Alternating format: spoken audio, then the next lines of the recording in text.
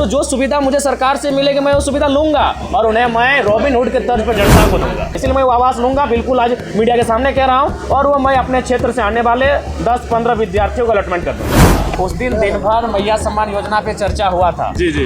उसके बाद मैंने कहा कि आप लोग 2500 रुपये का इतना महिमा मंडन कर रहे हैं और आप लोग 2 लाख की सैलरी ले रहे हैं, लाख रुपए का DA ले रहे हैं। ये देखिए सूझ का सवाल नहीं, हमारा घर धनबाद पड़ता है, आंदोलन रांची में होता है। इसीलिए देखिए आंदोलन में जब भी हुआ था रांची को हम लोग अपने रांची के साथियों के हवाले छोड़े कि यहाँ के आंदोलन को देखभाल करेंगे, उपस्थिति देंगे और उनका सहयोग करेंगे। जो पढ़ने वाले स्कूल कॉलेज के छात्र इस राज्य की भविष्य, इस देश की भविष्य हैं और उनके भविष्य के साथ अगर खिलवाड़ होगा तो निसंदेह ये गंभीर मुद्दे हैं, इन पर गंभीर चर्चाएं होनी चाहिए। बहुत सारे मुद्दे हैं जिनको सोचकर आए हैं, जो राज्य स्तरीय हैं, कोयलांचल स्तरीय हैं, जिला स्तरीय हैं, और जैसे ही हमें अवसर मिलेगा उन विषयों पर वार्तालाप होगी, उन विषयों पर चर्चा होगी और उन समस्याओं का निदान करने के लिए सरकार पर प्रेशर बनेगा। पेपर लीक का मामला किस तरीके से? देखिए करिश्मा जी, पेपर लीक का मामला बिल्कुल जघन्य अपराध है। जिन लोगों ने भी इस कृत्य को अंजाम दिया है, सरकार उन पर गंभीर होकर कार्रवाई करे, क्योंकि अगर ऐसा नहीं होता है तो जो आम व्यक्ति है उनका इस जो व्यवस्था है, जो सिस्टम है, उस पर विश्वास टूटेगा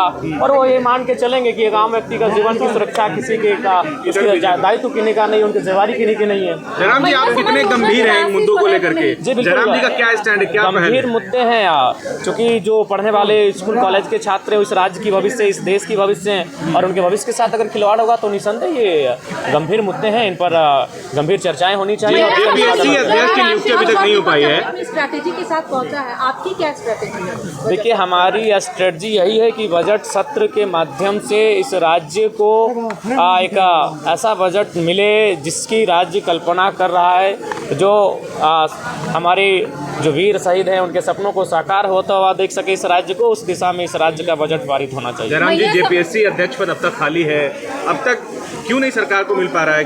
देखिए इसके पीछे कोई कारण होगा, जो कोई विशेष कारण होगा।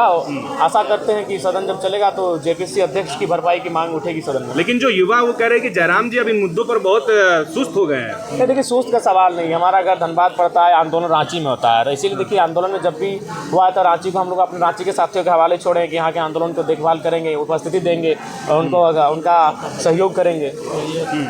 मैया सम्मान योजना की राशि जो है वो नहीं मिल पा रही है लाभुकों के। देखिए आप बिल्कुल, और शायद सुनने में आया कि बैंक का भी हस्तांतरण किया गया है, किसी दूसरे बैंक में इसे शिफ्ट किया गया है। उसके भी बहुत सारे कुछ ना कुछ कह सकते हैं कुछ ऐसी घटनाएं विषय हैं, तो उनका कहीं ना कहीं मैंने पहले भी कहा था कि ये योजनाएं लंबे समय तक नहीं चलेंगी और फलस्वरूप वो होता हुआ दिख रहा है। मैंने पहले भी इसका सजेशन दिया था। जयराम जी, फिर एक बार आप चर्चा में आ गए हैं। पिछला जब आप विशेष सत्र चल रहा था तो आपने मंच कहा था कि मैं DA नहीं लूंगा। मैंने ये कहा था, आप एक बार फिर आप कंट्रोवर्सी में आ गए हैं। अपने आलोचकों को क्या जवाब देंगे? आलोचकों के लिए आप DA के लिए स्कॉर्पियो ले हम फिर कह रहे हैं, हम नहीं, पहले मेरी बात सुनिए। हाँ बोलिए, बिल्कुल बोलिए। उस दिन भर मैया सम्मान योजना पे चर्चा हुआ था। जी जी। उसके बाद मैंने कहा कि आप लोग 2500 रुपये का इतना महिमा मंडन कर रहे हैं और आप लोग 2 लाख की सैलरी ले रहे हैं, लाख रुपए का DA ले रहे हैं और आप 2500 रुपया दे के महिमा मंडन कर रहे हैं, तो आप एक काम कीजिए, आप भी अपना जो जीवन है उसे सरल बनाइए आम जनता की तरह। तो मैंने ये कहा था, आज भी हम रिपीट कर रहे हैं इस बात को। जिस दिन इस पर पहल होगी उस पर पहला हस्ताक्षर जयराम महतो होगा। जिस दिन ये पहल होगी कि एक विधायक की सैलरी 3rd 4th ग्रेड के जो कर्मचारी हैं उनके समान होगी, 40,000, 50,000, 60,000, पहला हस्ताक्षर मेरा होगा। जिस दिन ये पहल होगी उसमें पहला समर्थन ही मेरा रहेगा। अच्छा, आप खाली पैर आए हैं, मैं देख रही हूँ आप खाली पैर आए हैं। हाँ, वचन है तो वचन को निभाना पड़ेगा, वचन है।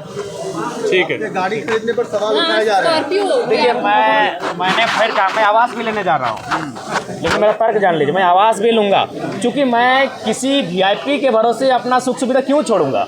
मेरी राज्य की जनता गरीब है, लाचार है, बेबस है, यहाँ के छात्र प्रताड़ित हैं, परेशान है, तो जो सुविधा मुझे सरकार से मिलेगी मैं वो सुविधा लूँगा और उन्हें मैं रॉबिनहुड के तर्ज पर जनता को दूंगा। बिल्कुल मैं आवास की भी सुविधा लूंगा। नहीं हम नहीं लेते, लेकिन उस सुविधा को अगर हम आवास नहीं लेते, वो आवास कोई ना कोई सरकार का आदमी रख लेगा, कोई VIP पर्सन रख लेगा। देखिए रहे मंत्री लोग 2-2 जगह का रखे हैं, पुराना आवास भी रखे हैं और नया आवास भी रखे हैं। जो विधायक हार के गए वो आवास नहीं छोड़ रहे हैं। तो मेरा कहना है कि जो आवास मुझे अलॉटमेंट होगा वो किसी VIP पर्सन क्यों होगा, इसलिए मैं वो आवास लूंगा, बिल्कुल आज मीडिया के सामने कह रहा हूँ, और वो मैं अपने क्षेत्र से आने वाले 10-15 विद्यार्थियों को अलॉटमेंट कर दूंगा। वो रहेंगे, पढ़ाई करेंगे वहाँ से। नहीं, मुकर नहीं रहे, ये मुकरना नहीं कहते। नहीं, आपने बड़ी बात कही कि आप विद्यार्थियों को हाँ, अलॉट कर देंगे। बिल्कुल अमल करेंगे इस पर? बिल्कुल अमल करेंगे। मैं मुकर नहीं रहा हूँ, मैं कह रहा हूँ कि अभी देख रहे हैं मंत्री लोग 2-2 आवास लेके बैठा है भैया, कहीं उनको कोई कमी है, उनको कोई कमी है, इतनी सुख सुविधा है, तो मैं अगर आवास ना लूँ तो किसी के हिस्से में चला जाएगा और किसी राजा के हिस्से में जाएगा, जबकि हमारी जनता गरीब है। तो मैं लेकर स्टूडेंट के बीच लेके जाऊंगा। सरकार की उदासीनता है, सरकार राज्य के लोगों की सुरक्षा, राज्य के लोगों की कार्य के लिए गंभीर नहीं है, उनकी गंभीरता ना होने के कारण ही आज इस प्रकार के मामले सामने आ रहे हैं कि अब 10वीं के बच्चों का भी पेपर लीक हो रहा है। काफ़ी बच्चों ने हमें फ़ोन किया, वो काफ़ी डिप्रेस्ड हो चुके हैं, वो बार बार यही सवाल कर रहे हैं भैया क्या होगा हम लोग का फ्यूचर। तो सरकार कहीं ना कहीं जो आम जनता है, आम जनता के जो बच्चे हैं उनके भविष्य को लेकर गंभीर नहीं है, वो केवल और केवल जो बड़े लोग हैं उनके फैमिली को लेकर, उनकी सुख सुविधा को लेकर गंभीर है, जिस कारण आज ये 10वीं की परीक्षा में पेपर लीक होना उसी का परिणाम है। क्या कहेंगे, आज से सत्र की शुरुआत है जी। आशा तो यही करेंगे कि जिन वादों के साथ सरकार बनी है और जिन मुद्दों का आज इस राज्य की जनता बेसब्री से इंतजार कर रही समाधान होने का, राज्य की जनता जिन विषयों को चाहती है कि इनके समाधान होने से हमारा बेहतर भविष्य हो सके, हम चाहेंगे कि बजट उस अनुकूल पारित हो।